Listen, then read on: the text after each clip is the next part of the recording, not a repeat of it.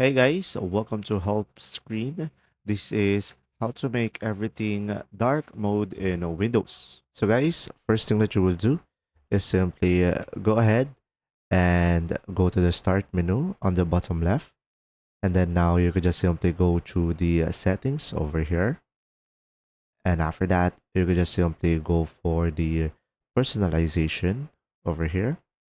And you could just simply go to the colors on the left side tab on the settings window.